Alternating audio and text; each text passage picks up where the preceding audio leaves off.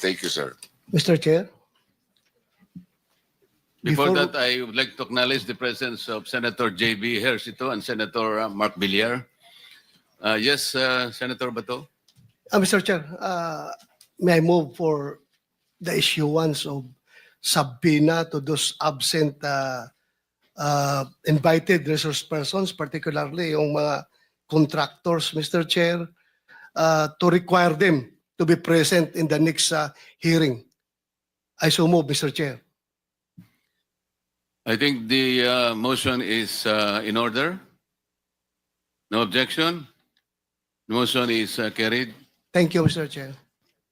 May I ask the Director General as to the number of invitations sent to the 15 invited contractors, as to how many successfully presented themselves today or at least sent representatives? 11 replied, Your Honor. And of the 11, 1, 2, 3, 4, 5, 6, and 7 are represented here, either by the owner himself or by a representative, Your So Honor. seven out of 15 are represented today in this hearing, Mr. Director General. Yes, Your Honor. And the rest simply replied, but did not send representatives. Yes, Your Honor. I just hope this is not the sign of disinterest on their part, because this meeting is called precisely to get to the bottom of this problem. Mr. Chair. Yes. Mr. Chair, siguro pag when we invite them, I mean not invite, subpoena them next hearing, they have to come up with a reasonable answer. Hindi ho yung may sakit, may nauna, para hong ginagago itong committee natin na may sakit, nagbakasyon na, may mga prior schedule. Ano mas importante, prior schedule, Mr. Chair? Or itong investigasyon ito, because 544 billion na pinag-uusapan natin, not a small change, Mr. Chair. Yun lang po. Manifestation is noted. May I remind the representatives of private lawyers of our resource persons present here today, pwede po kayong relax muna kayo at huwag kayong aalis. Ano po yung tawag dyan, Secretary Bunuan? Di ba revetment yan? Revetment, Your Honor. Ayan po, ang kaawa-awang kalagayan ng revetment, meron pa pong nota dyan sa nagbigay sa akin, 80% lupa, 15% semento, plus 5% bakal equals pera. Ano po dapat yung reinforcing bars nitong revetment na ito? Kasi po wala eh. Kahit na po siguro kawayan lang, wala yan eh. Tingnan po ninyo. Wala pa po tubig ito. It's supposed to be, siguro medyo river po ito eh. Tatagal po ba ito, Secretary? Itong ganito? Hindi siguro, Your Honor. I think this is a failure of the structure in itself. So, dapat wala nang siguro. Tsakin mo. Tatagal ba ito? Hindi po. Alam po nyo kung saan ito? Kayang-kaya naman po ninyong ma-identify. Nasaan po yung mga district engineers nyo? Para wag na po sabihin kung kanino galing yan. Kasi malalaman din po natin yun eh. Why do you think the contractor of this project adopted this kind of anomalous activity? Marami pong ibig sabihin yan eh. Meron tayong kasabihan, Chair Erwin, the picture paints 1,000 words. Dito po, hindi words, perang nakalagay. 80% lupa plus 15% semento, 5 plus 5% pera, 5%. 5% bakal, ano daw, Chairman? Oo nga, equals?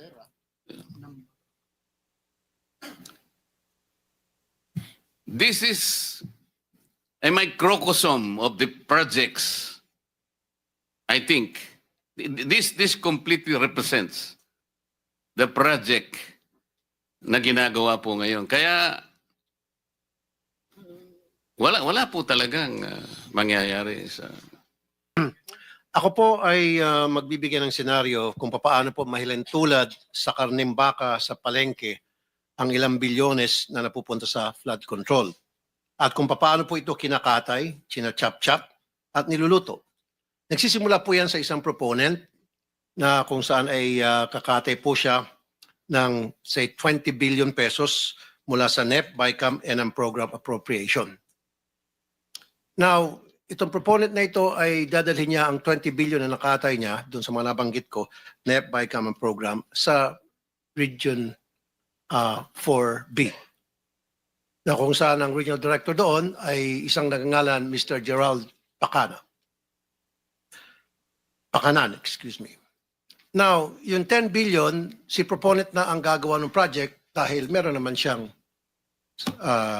kumpanya na nagkukontrata. So, ibig sabihin siya po isang contractor.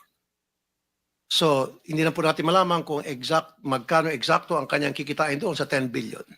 Pero, ang estimate po, abot ng 60%, kita niya, 40% na lang mapupunta sa project. Ano mangyayari po doon sa 10 billion na titira?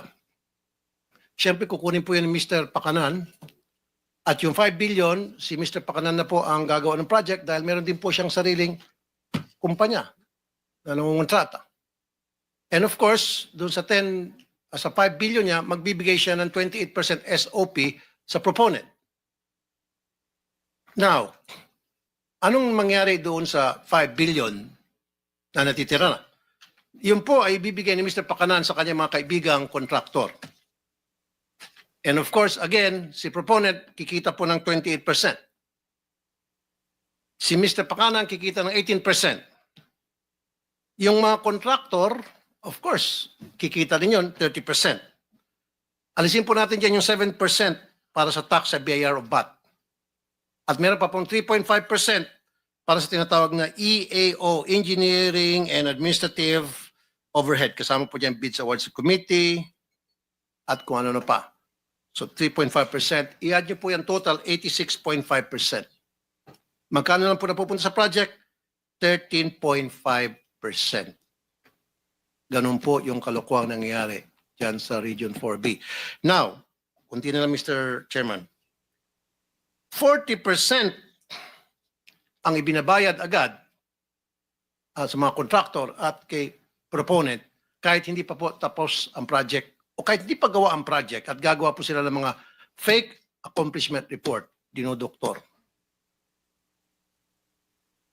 Yan po yung example lamang kung paano po binabalasubas ang pera para sa flood control na dapat po ay imbestigahan ng committee to sa susunod po ng mga hearing. By the way, isang Ryan Altea ang nagpakilala dito kay Mr. Gerald Pakanan doon sa isang proponent.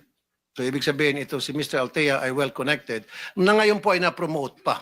Ang daming kalokong ginagawa, na-promote at siya po ngayon ay isang direktor sa main office. Maraming salamat Mr. Chair.